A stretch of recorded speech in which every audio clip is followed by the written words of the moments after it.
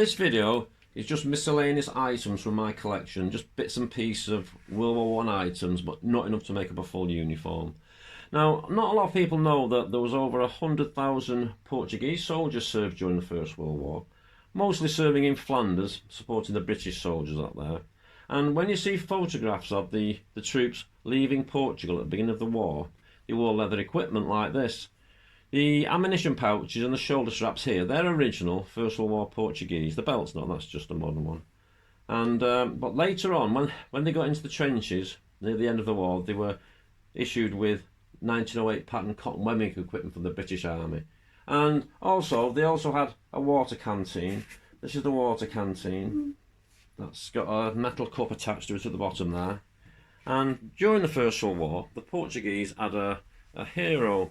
His name was Anibal Augusto Milheias. He was a farmer and he was conscripted into the army in 1915 and served all throughout the war. And in April 1918, part of the German Spring Offensive, the Portuguese soldiers were being attacked by the German stormtroopers and they were getting pushed back. So Milheias told all his friends to fall back and he would hold the Germans off with his Lewis machine gun while they escaped. And what he did, he moved up and down the trench, firing from different positions, so the Germans wouldn't realise he was on his own.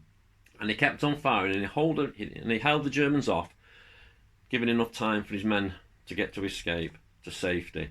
And he only stopped firing when he ran out of ammunition, and then he himself fell back. And what he did, he hid under a canvas sheet next to a dead horse, while the Germans passed over him. And at night time, when he came out, he found he was trapped behind enemy lines.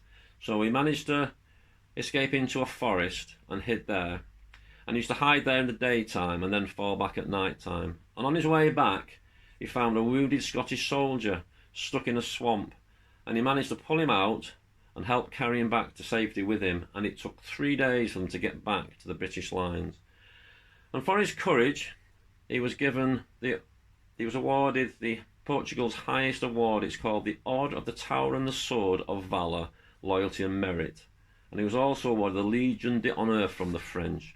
And he survived the war, and he lived to be 74 years old, and he died in 1970. This is a photograph of the Portuguese soldiers marching off into war. There you can see the leather ammunition pouches that they wore early on, and then the guy in the middle, he's carrying a water canteen. This is Milheias. The picture on the left is when he was awarded his medal in the trenches, and at the time his commanding officer said he was worth 1,000,000 men. So after that he had the nickname of the Soldier in a Million. And the other photograph is of him in his later life at a special event showing off all his medals.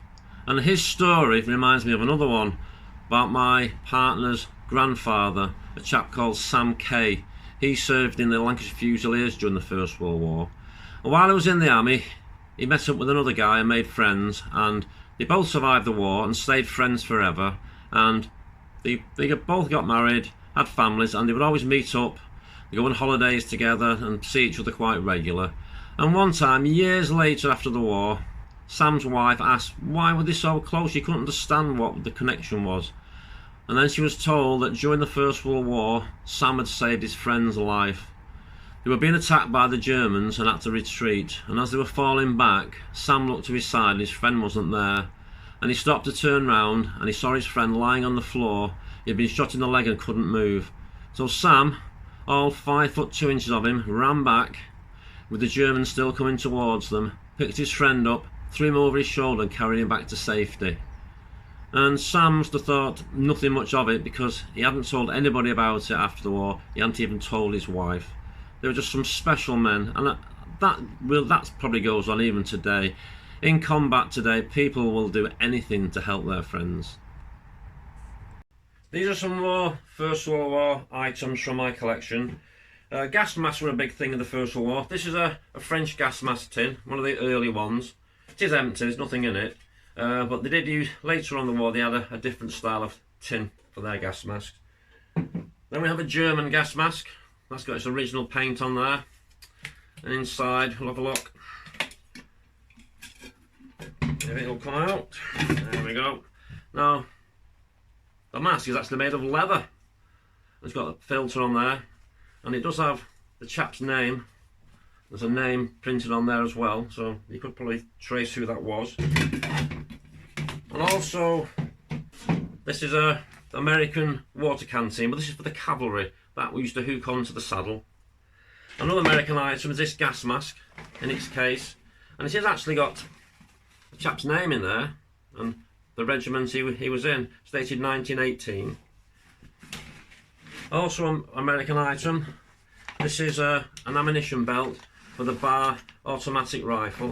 The big pouch is there for the magazines, the rifle, and they would also carry a pistol, so there was a case there for ammunition magazines for the pistol, and I think that is for putting the butt of the rifle in when they were firing the gun from the hip. I'm not sure about that, but that's what I think it is anyway. And as with the French and the British, the Germans decided they needed a steel helmet, and they came up with this. This is one of them, must have been the best designs of the lot. It's really good, really effective. It gives lots of protection. Those two lugs on the side, they're air vents, but they were used to get a thick metal plate went across there that hooked onto the lugs, and a leather strap on the back. That was to give extra protection for when they stuck the head out of the trench.